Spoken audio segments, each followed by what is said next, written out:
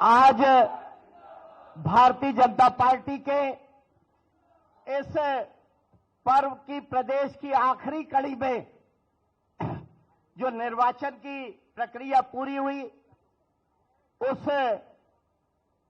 पर्व के आखिरी पड़ाव में हम सबका मार्गदर्शन किया हमारे चुनाव अधिकारी, हमारे केंद्रीय मंत्री आदरणीय धर्मेंद्र प्रधान जी।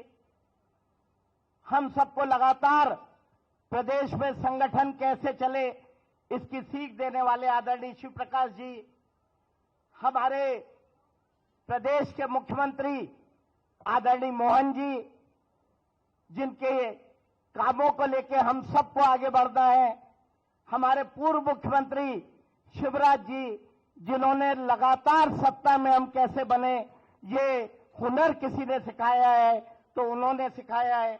हम हमारे निवर्तमान प्रदेश अध्यक्ष जिनकी बातों को आगे लेके जाना है, आदरणीय बीडी भाई साहब, आदरणीय जटिया जी, आदरणीय देवड़ा जी, आदरणीय राजेंद्र शुक्ल जी, सतीश जी, बहन सरोज पांडे जी, हमारे संगठन महामंत्री हितानंद जी, हमारे सभी मंच पे कैलाश जी, प्रहलाद जी, हमारे नरोत्तम जी, हमारे सबके आदरणीय विक्रम जी, मोगे जी, डीडी उइके जी, बहन सावित्री ठाकुर जी और यहां उपस्थित सभी पूरा का पूरा मंच और सामने मंच पे बैठे भारतीय जनता पार्टी के वो कार्यकर्ता जिनके कारण आज भारतीय जनता पार्टी पूरे देश में मध्य प्रदेश एक आदर्श संगठन बनकर उभरा है।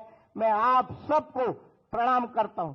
भाइयों और बहनों, मैं मानता हूं कि मुझे जो आपने दायित्व सौंपा है, जो पद सौंपा है, वो पद नहीं एक दायित्व है। मेरे से पहले जनसंघ के लेके भारतीय जनता पार्टी तक 27 अध्यक्ष हुए हैं जिन्होंने समय समय पे इस पार्टी को मजबूत करने का काम किया है। अगर हम जनसंघ की बात करें तो स्वर्गीय बद्रीलाल दवे जी जो हमारे पहले अध्यक्ष थे और जनसंघ के आखिरी कुशाभाऊ ठाकरे जी थे जिनके पार्टी को आगे बढ़ाने का काम किया, और उसके बाद सुंदरलाल जी पटवा जिनके नेतृत्व में भारतीय जनता पार्टी का गठन हुआ और वहां से ये यात्रा आगे बढ़ी और हमारे बीडी भाई साहब ने इसे ऊंचाइयों पे पहुंचाने का काम किया। मैं आप सबको बताना चाहता हूं कि ये भारतीय जनता पार्टी का जो संगठन है, इसे पूरे देश में आदर्श रूप देने का काम किया तो वो सबसे बड़ा काम हमारे आदरणीय कुशाभाऊ ठाकरे जी ने किया। जैसे शिवराज जी बता रहे थे, मेरे स्वर्गीय फादर भी अगर किसी को मानते थे, किसी की प्रेरणा से चलते थे तो वो कुशाभाऊ ठाकरे जी थे। उन्होंने और प्यारेलाल जी ने मिलके इस पार्टी को बुलंदियों पे पहुंचाने का काम किया। हमारे प्रदेश में हमें ये भी नहीं भूलना चाहिए कि अटल जी भी इस माटी के थे और राजमाता सिंधिया भी इस माटी की थी। उन्होंने भी इस पार्टी को बुलंदियों पे ले जाने का काम किया। मैं आपको बताना चाहता हूं कि कई लोग आज हमारे बीच में नहीं रहे, जिसमें अगर हम याद करें तो संत कैलाश जोशी को हम याद कर सकते हैं, स्वर्गीय पटवा जी, आज श्री बद्रीलाल दवे जी, नारायण शेजवलकर जी, सकलेचा जी, शिव प्रसाद जी, रामहित गुप्त जी, ब्रजलाल वर्मा जी, आदरणीय लक्ष्मी नारायण पांडे जी, प्रभात जी, नंदू भैया, हम सब इनके योगदान को भी नहीं भूल सकते। इन्होंने पार्टी को जो सींचा है, आज वे हमारे बीच में नहीं रहे, लेकिन उनकी प्रेरणा, उनकी बातें हम सबको आगे ले जाने का काम करना चाहिए। मैं बताना चाहूंगा कि इस मंच पे बैठे ऐसे कई लोग हैं जिन्होंने संगठन को आगे ले जाने का काम किया। आदरणीय जटिया जी हमारे साथ हैं, शिवराज जी हमारे साथ हैं, नरेंद्र सिंह जी हमारे विधानसभा अध्यक्ष जी, राकेश सिंह जी और आदरणीय बीडी भाई साहब जो हमारे मंच पे हैं। इन लोगों ने जो भारतीय जनता पार्टी को बुलंदियों पे पहुंचाया, उसे हमें बरकरार भी रखना है और आगे भी ले जाना है। मैं आपसे कहना चाहूंगा कि आज मैं प्रदेश अध्यक्ष बना, मेरे में कोई अतिरिक्त योग्यता नहीं, मैं वही हूं जो एक आम कार्यकर्ता होता है। ये भारतीय जनता पार्टी है जो किसी भी कार्यकर्ता को उसकी क्षमता अनुसार, उसकी योग्यता अनुसार पद पे बैठाने का काम करती है।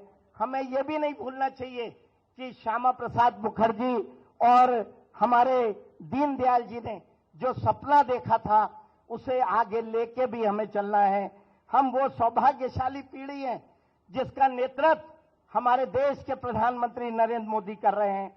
नरेंद्र मोदी जी ने आज इस देश को बुलंदियों पर ले जाने का काम किया। आज पूरी दुनिया में नरेंद्र मोदी जी के कारण भारत पूरी दुनिया की सबसे बड़ी शक्ति बनने जा रहा है। विश्व गुरु बनने की दिशा में अगर हम आगे हैं तो नरेंद्र मोदी जी के कारण है। मैं आप सबको ये बोलना चाहूंगा कि भारतीय जनता पार्टी के कार्यकर्ता के नाते जब आज से 50 साल बाद कोई अगली पीढ़ी आएगी तो वो आपका सम्मान सिर्फ इसलिए करेगी कि आपके नेतृत्व में, आपके कारण नरेंद्र मोदी जैसा व्यक्ति इस देश का प्रधानमंत्री रहा, जिसके कारण भारत का भविष्य सुरक्षित हुआ। मैं आपको बताना चाहता हूं कि अमित शाह जी और जेपी नड्डा जी के नेतृत्व में, हमारे नरेंद्र मोदी जी के मार्गदर्शन में हम लोगों को लगातार काम करना है।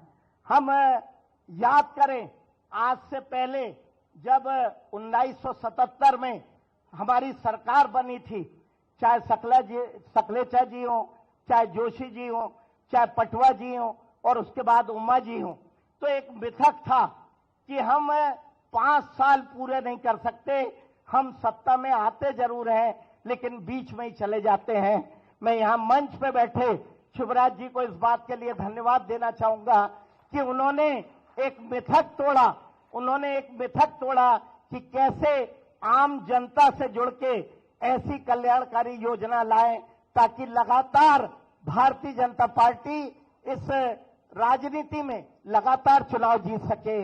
उनके नेतृत्व के बाद आज हमारे मुखिया मोहन जी यादव एक नई पीढ़ी, एक नई परिभाषा लिख रहे हैं उद्योग और रोजगार, और ये प्रदेश और आगे कैसे उन्नति के मार्ग पे जाए, रोजगार के मार्ग पे जाए। हमारा मध्य प्रदेश इस देश के नक्शे में उद्योगों के मामले में, विकास के मामले में नई गति कैसे ले, उसको लेके हमारे मुख्यमंत्री मोहन यादव जी जो काम कर रहे हैं, हमें आम जनता के बीच में जाना है। मैं आप सबका धन्यवाद करना चाहूंगा। उम्मीद करूंगा कि हम सब मिलके एक नया इतिहास गढ़ेंगे। मैं इस मंच के माध्यम से हमारे मुख्यमंत्री जी जो कह रहे थे कि हमारे यहाँ इतने बड़े बड़े चुनाव हो जाते, एक ही व्यक्ति के सभी प्रमुख लोग नामांकन दाखिल करते हैं। मेरा इस मंच के माध्यम से कांग्रेस को चुनौती है कि जैसा चुनाव हमारा प्रदेश का होता है, अपने वार्ड का भी चुनाव करा लो तो हम आपको धन्यवाद दे देंगे, आपका सम्मान कर देंगे। हमारी पार्टी में अनुशासन सबसे बड़ा होता है। हम सब मिल के काम करते हैं, एक दूसरे का सम्मान करते हैं। मैं अंत में अपनी पारिवारिक पृष्ठभूमि कुछ शिवराज जी ने बताई, कुछ आपने बताई। मैं ये बताना चाहता हूं कि मेरा परिवार पिछले 100 साल से कांग्रेस के विरुद्ध अपना झंडा बुलंद करता रहा।